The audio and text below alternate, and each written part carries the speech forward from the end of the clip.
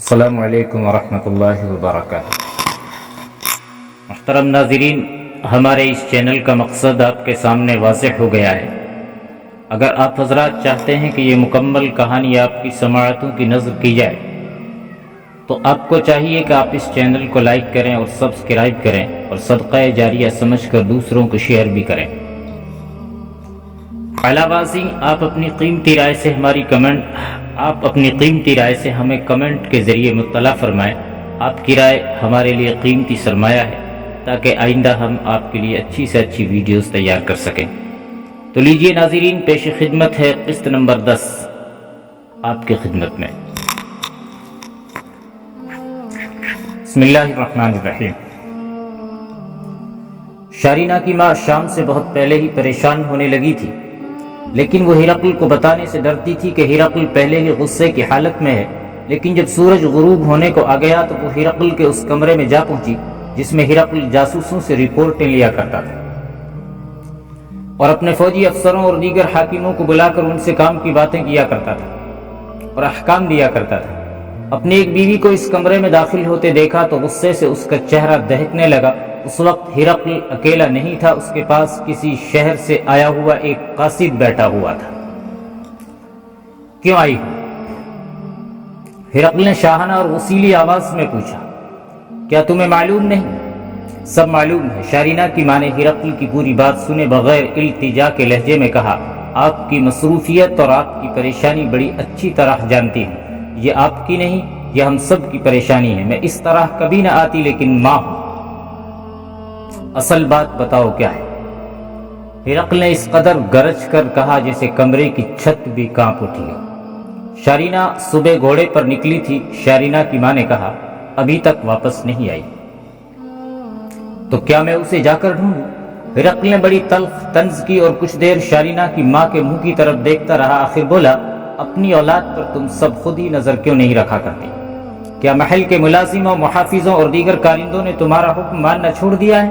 تمہیں میرے پاس آنا ہی نہیں چاہیے تھا۔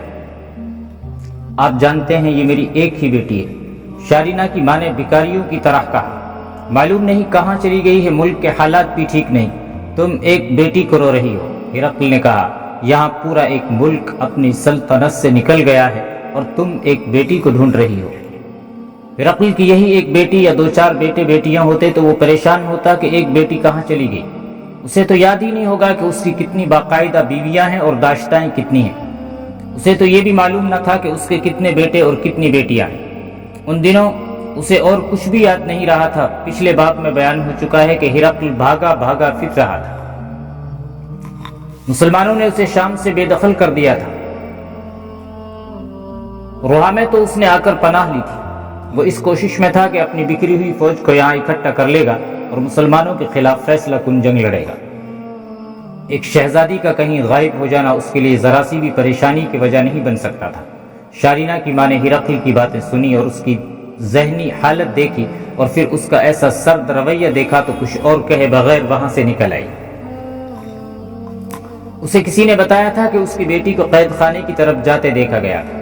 ماں اس سوچ میں پڑ گئی کہ قید خانہ آبادی سے کچھ دور ہے اور اس کے ارد گرد تمام علاقہ ویران اور بنجر ہے۔ اس طرف کوئی سیرگاہ نہیں، تماشا گاہ نہیں، تفریح گاہ نہیں اور نہ کوئی ایسی جگہ ہے جہاں شارینہ گئی۔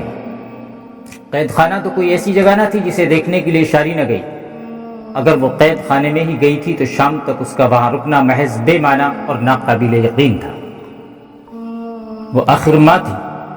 اس کے ذہن میں وہم اور وسوسے پیدا ہونے لگے۔ اسے خیال آیا کہ شارینہ قید خانے میں قیدیوں کو تفریحاً دیکھنے گئی ہوگی۔ ہو سکتا ہے کسی خطرناک قیدی نے اسے مار ڈالا ہو اور قید خانے کے عملے نے اس کی لاش اندر ہی کہیں دبا دی ہو تاکہ ان کے خلاف کوئی کارروائی نہ ہو سکے۔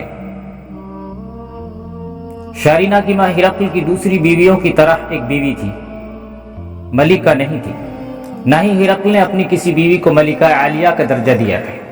پھر بھی اس کی بیویاں حکم چلا سکتی تھی اور شاہی اختیارات کا آزادانہ استعمال کرنے کی بھی انہیں اجازت تھی۔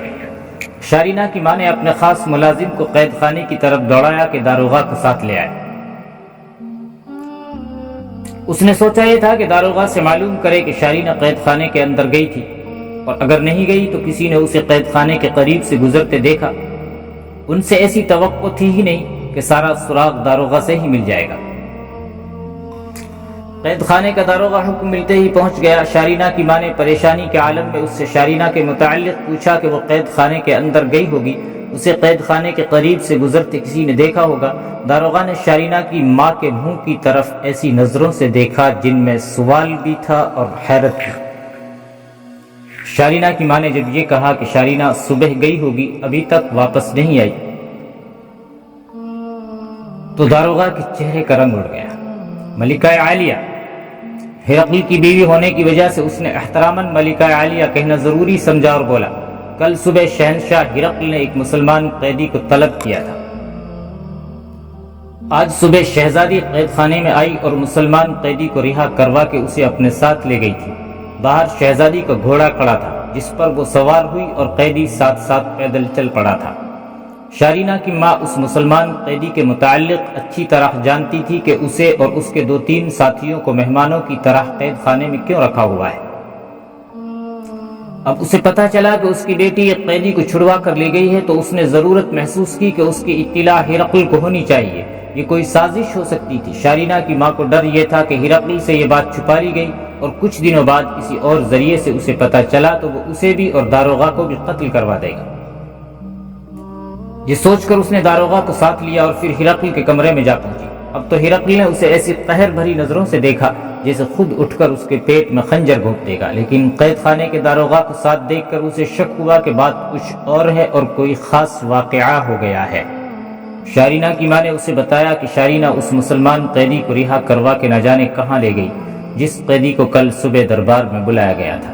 ہرقل کی آنکھوں میں جو قہر اترا تھا وہ آنکھوں میں ہی گم ہو گیا اور ہرقل پر خاموشی طاری ہو گئی۔ کوئی نہیں بتا سکتا تھا کہ اس خاموشی میں سے کیسا ہولناک طوفان اٹھے گا۔ ہرقل کو اس کی کوئی پرواہ نہیں تھی کہ ایک شہزادی ایک قیدی کو قید خانے سے نکلوا کر اس کے ساتھ چلی گئی ہے۔ اسے پریشانی اس سے لاحق ہوئی کہ یہ مسلمان قیدی ایک خاص اہمیت کا حامل تھا۔ وہ کوئی ادنا سپاہی نہیں تھا، مسلمانوں کے لشکر میں اسے کوئی عہدہ حاصل تھا اور وہ اچھا خاصا عقل مند بھی تھا، اور تم نے ایک شہزادی کے کہنے پر اسے رہا کر دیا۔ ہرقل نے داروغہ سے کہا، اس کی بیڑیاں اور ہتھکڑی بھی اتار دی، یہ میری گرفتاری کی سازش ہو سکتی ہے اور میرے قتل کی بھی۔ قید خانے کا داروغہ چپ چاپ کھڑا تھا۔ اس نے ذہنی طور پر قبول کر لیا تھا کہ اس کی زندگی چند منٹ رہ گئی ہے۔ ہرقل کے ہاں سزائے موت سے کم کوئی سزا نہیں تھی۔ کیا تمہیں قتل نہ کروا دیا جائے؟ ہرقل بولا، اگر یوں شہزادی کی مدد سے فرار ہونے والا قیدی عیسائی ہوتا تو میرے لیے کوئی خطرہ نہیں تھا۔ فرار ہونے والا مسلمان تھا۔ کیا تم دیکھ نہیں رہے کہ ان مسلمانوں نے ہمیں کس انجام تک پہنچا دیا ہے؟ کیا تم صرف ایک وجہ بتا سکتے ہو جس کی بنا پر تمہارا یہ اقدام صحیح سمجھا جائے؟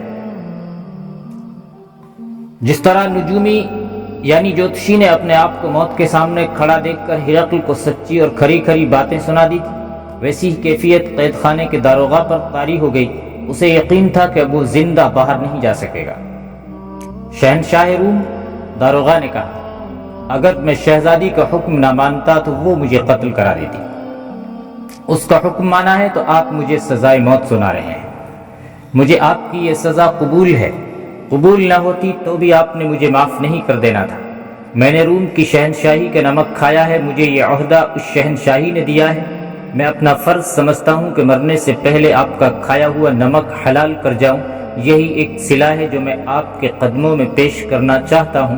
یہ کوئی سونے اور چاندی کا خزانہ نہیں، چند ایک الفاظ ہیں جو آپ نے قبول کر لیے تو آپ کے لیے اور آپ کی سلطنت کے لیے بھی سود مند ہوں گے۔ ہرقل اسے چپ چاپ دیکھ رہا تھا۔ اس کی اس خاموشی کا مطلب اس کے سوا اور کچھ نہیں ہو سکتا تھا کہ وہ داروغہ کو معاف نہیں کرے گا۔ موت نے داروغہ پر خوف اور تعصب طاری کرنے کی بجائے اس میں جرأت پیدا کر دی۔ میں زندگی کی بھیک نہیں مانگوں گا، داروغہ نے کہا۔ حکم ماننا ہم لوگوں کا فرض ہے۔ یہاں حکم ایک فرد سے نہیں ملتا بلکہ شاہی خاندان کے تمام افراد سے کئی طرح کے حکم ملتے ہیں، اور ہم لوگ کسی کی بھی حکم عدولی کی جرأت نہیں کر سکتے۔ میں جانتا ہوں 3-4 مسلمان قیدیوں کو آپ نے مہمانوں کے طور پر قید خانے میں رکھا ہوا ہے، اور میں یہ بھی جانتا ہوں کہ کیوں ان کے ساتھ اتنا اچھا سلوک ہو رہا ہے۔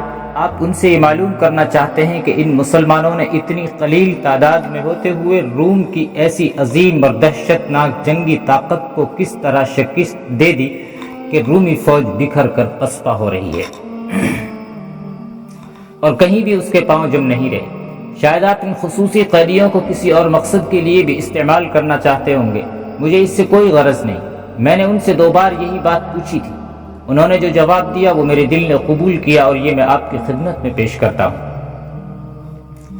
انہوں نے کہا، اسلام میں کوئی بادشاہ نہیں ہوتا، نہ کوئی شاہی خاندان ہوتا ہے، بادشاہی صرف اللہ کی ہے اور مسلمان اسی کا حکم مانتے اور اسی کے راستے پر چلتے ہیں۔ ان قیدیوں نے مجھے بتایا کہ وہ لڑتے بھی ہیں تو اللہ کو حاضر و ناظر جان کر اور اسی کی خوشنودی کی خاطر۔ 2 یا 3 مسلمان بھی کہیں اکٹھے ہو جائیں یا سفر پر نکلیں تو ایک کو اپنا امیر بنا لیتے ہیں، پھر اسی کے حکم پر چلتے ہیں۔ ان کا سالار لشکر کا امیر بھی ہوتا ہے اور امام بھی۔ انہوں نے یہ بھی بتایا کہ ان کا رسول صلی اللہ علیہ وسلم بھی اپنے ساتھیوں سے مشورہ کر کے فیصلہ کیا کرتے تھے۔ اب ان کا ایک خلیفہ ہے جس کا ہر حکم بصر و چشم مانا جاتا ہے، لیکن خلیفہ بھی مشورے کے بغیر کوئی حکم جاری نہیں کرتا۔ کسی خلیفہ کی، کسی امیر کی، کسی سپہ سالار کی بیوی یا بیٹی یا بیٹا کوئی حکم نہیں دے سکتے۔ اگر وہ کوئی جرم کر بیٹھیں گے تو انہیں بھی ویسی ہی سزا ملے گی جیسی ایک عام اور ادنا مرد یا عورت کو دی جاتی ہے۔ شہنشاہ معظم، اب اپنے ہاں دیکھیں، شاہی خاندان کے افراد کی تعداد دیکھیں۔ ہمارے لیے کوئی ایسا حکم نہیں کہ ہم ان میں سے کسی کا کوئی بھی حکم نہ مانیں۔ اگر میں ان میں سے کسی کا کوئی حکم نہیں مانوں گا تو وہ مجھے اسی قید خانے کی کال کوٹری میں بند کر دے گا جس کا آج میں داروغہ ہوں۔ یہ بھی ذہن میں رکھیں کہ آپ نے شہزادی کے ساتھ نکل جانے والے قیدی کو مہمان کی حیثیت سے رکھنے کا حکم دیا تھا۔